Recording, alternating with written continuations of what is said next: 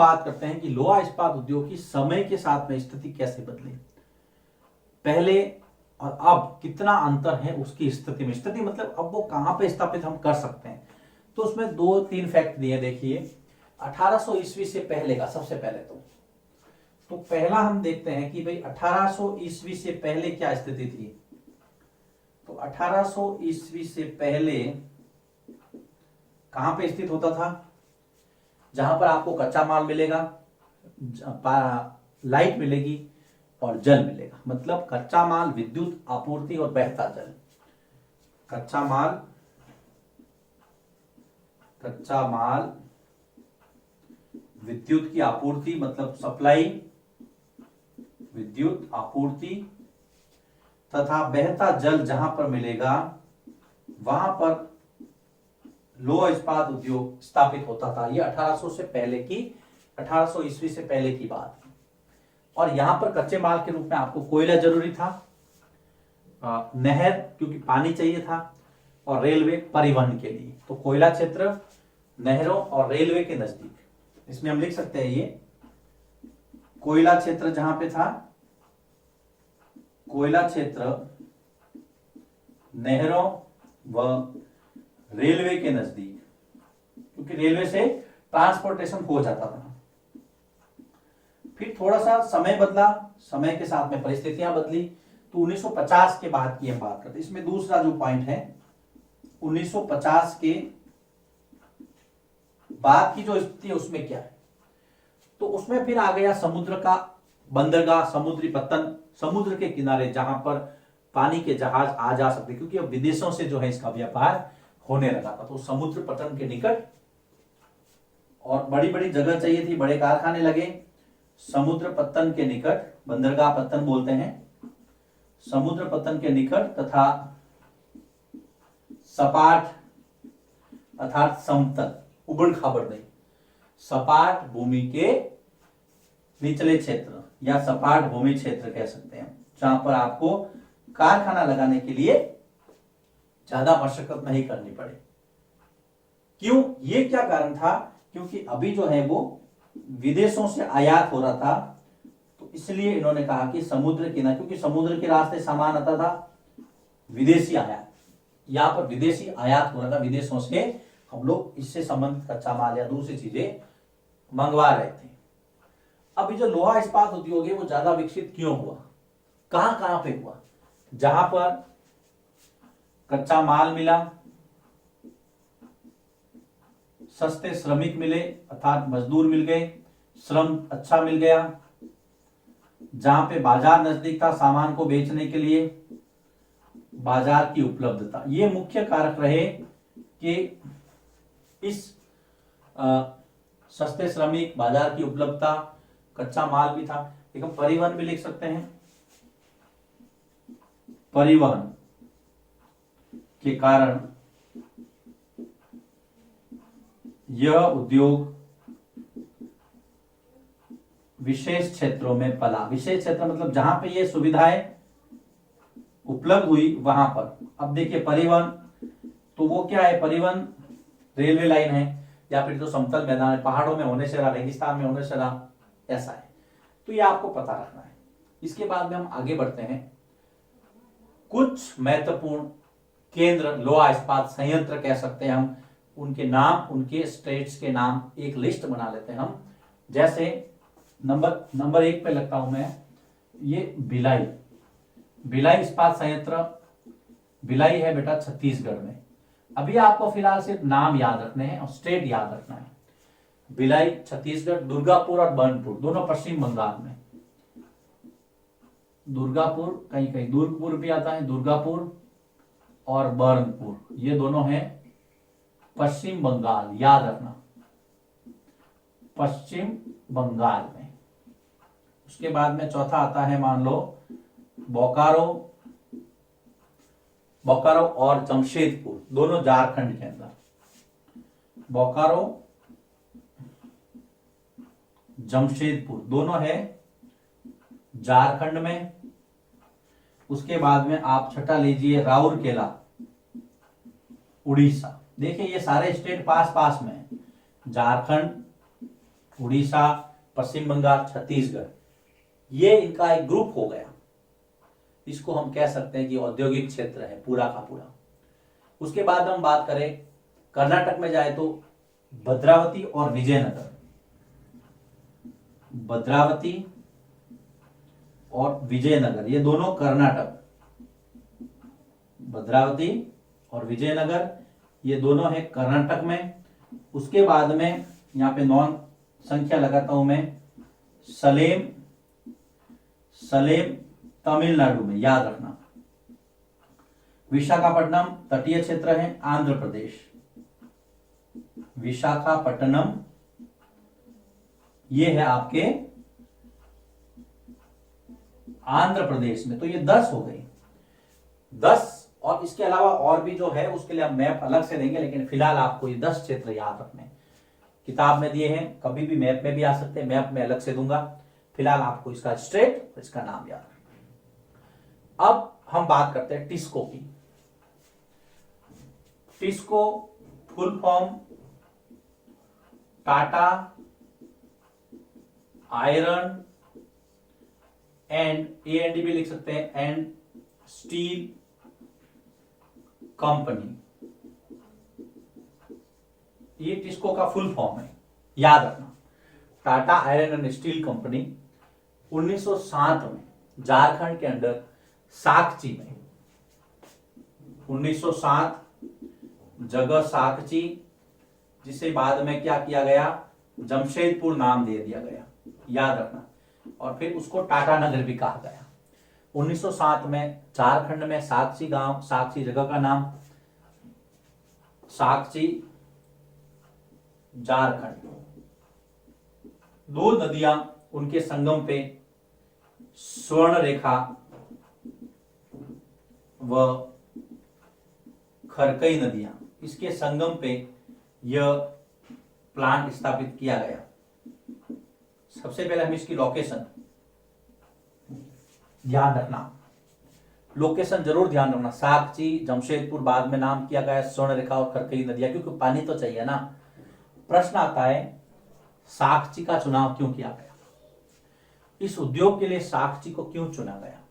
तो पहला कि ये जो स्टेशन है, ये जो लोकेशन है, वो बंगाल और नागपुर रेल मार्ग के कालीमाटी स्टेशन के नजदीक था।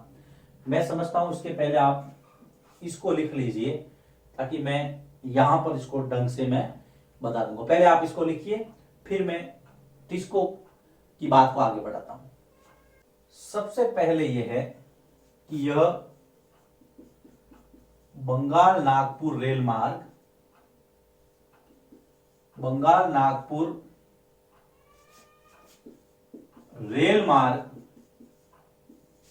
पर कालीमाटी स्टेशन से, क्योंकि आपको पता है परिवहन जरूरी है, तो रेलवे अगर नजदीक होगी तो यहां पर परिवहन आसानी से रहेगा। 32 किलोमीटर दूर स्थित था, तो 32 किलोमीटर कोई ज्यादा दूर नहीं है, इसलिए इसका चुनाव किया गया साकची का, याद रखना। पहला बिंदु, साकची का चुनाव इसलिए किया गया क्योंकि यह बंगाल नागपुर रेल मार्ग पर कालीमाटी स्टेशन से सिर्फ 32 किलोमीटर दूर स्थित था। दूसरा, यहां पर लो अयस्क कोयला और मैंगनीज के भंडार थे, क्योंकि कच्चा माल चाहिए इसके लिए, तो लो अयस्क कोयला और मैंगनीज तथा मैंगनीज के निक्षेपों, मतलब भंडारों के नजदीक स्थित, मैंगनीज के निक्षेप मतलब भंडार, निक्षेपों के समीप स्थित। तीसरा, पहला हो गया परिवहन, दूसरा हो गया कच्चा माल, तीसरा कलकत्ता का विशाल बाजार इसके पास में स्थित था।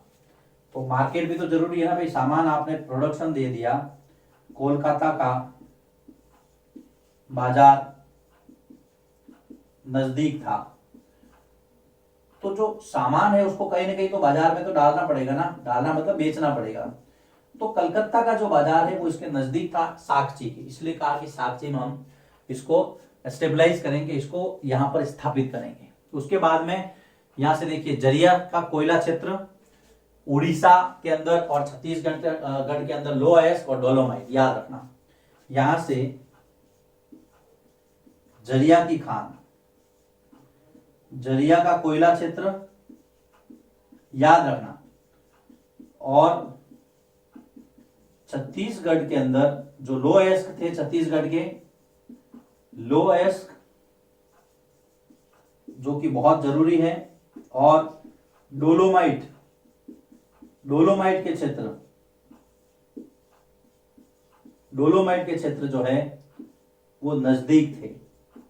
तो ये भी इसके लिए एक अच्छी बात थी।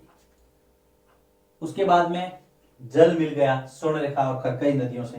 पांचवा, स्वर्णरेखा व खरकई नदियों से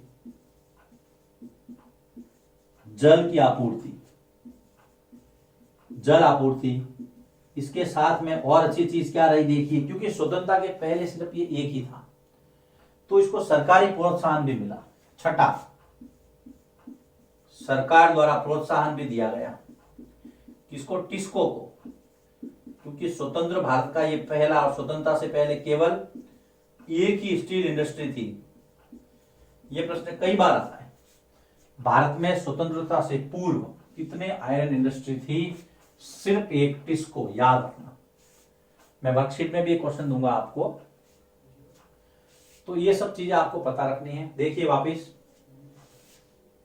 ये तो है कि जहां पे लो इस्पात उद्योग ज्यादा पनपता है, कच्चा माल हो, सस्ते श्रमिक हो, बाजार उपलब्ध हो, परिवहन हो, ये सारी बातें। फिर उसके बाद में हमने ये 10 सेंटर लिया, आपको 10 इंडस्ट्रीज के नाम है, आपको नाम याद रखने हैं 10 के 10, उसका स्टेट याद रखना है, लिस्ट आउट कर देना। उसके बाद में साक्षी की बात आती है, इसका नाम साक्षी का बदल के जमशेदपुर हो गया। फिर टाटानगर, ये झारखंड में 1907 के अंदर इसको स्थापित किया गया। स्वर्णरेखा और खरकई नदियों के संगम पे स्थापित हुआ। साक्षी का चुनाव क्यों किया गया, उसके लिए 1, 2, 3, 4, 5 और 6 बिंदु आपको लिखने हैं, समझने हैं। चाहे कुछ भी कारण हो, बाजार की उपलब्धता हो, रेलवे स्टेशन के नजदीक हो, कच्चा माल मिलता हो, सरकारी प्रोत्साहन हो, नदियों से जल की आपूर्ति प्राप्त होती हो। ये है लोहा इस्पात उद्योग की कहानी। इसके बाद में हम बात करेंगे सूती वस्त्र उद्योग। हाँ, लेकिन इसमें एक और बाकी है ना, पिट्सबर्ग की बात बाकी है, वो हम इसके आगे करते हैं। फिलहाल आप इसको लिख लीजिए। इसके बाद में हम बात करते हैं संयुक्त राज्य अमेरिका का पिट्सबर्ग। साक्षी के बाद में अब हम बात करते हैं पिट्सबर्ग की। देखिए, पिट्सबर्ग संयुक्त राज्य अमेरिका अर्थात यूएसए का एक महत्वपूर्ण इस्पात नगर है। हम ये जानेंगे कि यहां पर लोहा इस्पात उद्योग कैसे डेवलप हुआ, क्या क्या वो दशाएं थी, जैसे हमने साक्षी में देखा था। तो यहां पर देखिए, सबसे पहला तो जो रॉ मटेरियल है, एक तो कच्चा माल और साथ ही साथ कोयला यहां पर ज्यादा मिलता है, तो कोयले की उपलब्धता, कच्चा माल और कोयले की जो उपलब्धता है, उसने पिट्सबर्ग को एक स्टील सिटी, जिसको हम कह सकते हैं इस्पात नगर, वो डेवलप करने में सबसे अहम रोल अदा किया। इसके अलावा देखिए, जब कच्चा माल की बात आती है तो लो अयस्क चाहिए। तो लो अयस्क जो है वो यहाँ एक प्रसिद्ध लोहे की खान है मिनेसोटा। लो अयस्क मिलता है मिनेसोटा की खान से। यहां एक प्रश्न निकलता है कि मिनेसोटा की खान कहां स्थित है, संयुक्त राज्य अमेरिका में। और मिनेसोटा की खान जो है वो किसकी है, वो लोहे की है, लो अयस्क निकलता है वहां से। आप ये जान के ताज्जुब करेंगे कि ये जो है लो अयस्क, ये जो मिनेसोटा है वो पिट्सबर्ग से बहुत दूर है। पिट्सबर्ग से इसकी जो दूरी है वो है लगभग 1500 किलोमीटर। अब 1500 किलोमीटर कोई कम दूरी नहीं है, ज्यादा है, लेकिन फिर भी यहां से लोहा अयस्क यहां पहुंचने में जो सबसे इंपॉर्टेंट रोल अदा करता है वो करता है नौ परिवहन, मतलब पानी के अंदर का जो यातायात है। और नौ परिवहन यहां पर संभव हुआ है ग्रेट लैक्स से। एक और इंपॉर्टेंट फैक्ट यहां पर, ग्रेट लैक्स याद रखना। जब भी ग्रेट लैक्स का बात आता है तो ग्रेट लैक्स में 5 झीलों का नाम आता है। सबसे बड़ी है सुपीरियर, जो वैसे भी सबसे बड़ी मीठे पानी की झील है, याद रखना सुपीरियर। उसके बाद में ऑन्टेरियो, मिशिगन, देन ह्यूरन, और उसके बाद में ईरी। 5 जिले आपको पता रखनी। ये है ग्रेट लेक्स। ग्रेट लेक्स नौ परिवहन के द्वारा, क्योंकि आपको पता है जो नौ परिवहन होता है ना, वो सस्ता परिवहन होता है। ये भी आपने ध्यान में रखना है। परिवहन के जितने भी प्रकार है उसमें सबसे जो सस्ता पड़ता है वो पड़ता है जल यातायात। इसके अलावा ये कच्चा सामान लाने के लिए रेल परिवहन भी उपलब्ध है। रेल की भी उपलब्धता है जो कि कच्चे माल को पिट्सबर्ग तक पहुंचाता है। नौ परिवहन तो है ही, उसके अलावा रेल परिवहन भी है। नौ परिवहन में ग्रेट लेक्स आपको चित्र में भी नजर आया है। वहां आपको समझना है नौ परिवहन और रेल की सहायता से यहां पर कच्चा माल पहुंचता है और प्रोडक्शन होता है। जल की आपूर्ति 3 महत्वपूर्ण नदियां, जल 3 महत्वपूर्ण नदियों से प्राप्त होता है। एक तो है ओहियो, याद रखना, मोनोगेला, और एल्गनी। ये 3 नदियां जो हैं वो यहां पर इस संयंत्र को, पिट्सबर्ग को पानी उपलब्ध करवाती है। तो पानी की भी कमी नहीं है। लेकिन इसके अलावा भी पिट्सबर्ग में जो जो नया डेवलपमेंट हुआ है, जैसे रेल है, रेल पटरी के उपकरण है, रेल पटरी उपकरण, भारी मशीन, ये सब यहां पर बनते हैं। भारी मशीनों का निर्माण, ये सब इंडस्ट्रीज भी यहां पर डेवलप हुई है और ये सारी चीजें यहां पर बनती हैं। तो आपको पिट्सबर्ग के बारे में क्या क्या चीजें ध्यान में रखनी। देखिए, पिट्सबर्ग है कहां पे भाई, कि संयुक्त राज्य अमेरिका में, मतलब कि यूएसए में। महत्वपूर्ण इस्पात नगर है। कारण क्या है, कच्चा माल और कोयले की उपलब्धता आसानी से है। फिर लोएस्ट यहाँ पर मिनेसोटा की खान से मिलता है, जो पिट्सबर्ग से कितना दूर है, 1500 किलोमीटर। लेकिन ये संभव कैसे होता है, नौ परिवहन से, जल परिवहन से, है ना, जिसमें ग्रेट लेक्स सबसे अहम रोल अदा करता है। ये 5 जिले हैं, वह बहुत महत्वपूर्ण, याद कर लेना आप पांचों के नाम। नौ परिवहन सस्ता परिवहन होता है। इसके अलावा रेल परिवहन भी उपलब्ध है। उसके बाद में जो जल की आपूर्ति होती है, ओहियो, मोनोगेला, एल्गनी नदियों से होती है। यहाँ पर रेल के उपकरण, भारी मशीन, ये सब भी बनते हैं। हम पढ़ रहे हैं लो इस्पात में भी पिट्सबर्ग में इतना ही। इसमें देखिए बहुत सारे अच्छे प्रश्न निकलते हैं। क्या सबसे पहले तो पिट्सबर्ग कहाँ है, कि यूएसए में। यहां पर लोहे की खान मिनेसोटा संयुक्त राज्य अमेरिका में लोहे की खान। देन ग्रेट लेक्स, 5 जिलों के नाम अनेक बार प्रश्न आता है। फिर नदियां, ओहियो, मोनोगेला और एल्गनी नदियां कहां स्थित है, कि यूएसए में। तो ये देखिए लो इस्पात उद्योग वाला टॉपिक यहाँ पे समाप्त होता है, जिसमें हमने साक्ची को और पिट्सबर्ग को देखा। लो इस्पात उद्योग, इसके पहले हमने देखा था कि इस्पात जो है मेरुदंड कहलाता है। कुल मिलाकर के लो इस्पात उद्योग के बारे में जितना आपको मैंने पढ़ाया है उस सबको आपको पता रखना है। इसके बाद हम अगले वीडियो में मूव करेंगे सूती वस्त्र उद्योग, जो इस चैप्टर का लास्ट टॉपिक होगा। लिखिए इसको, फिर हम अगले वीडियो की तरफ बढ़ते हैं।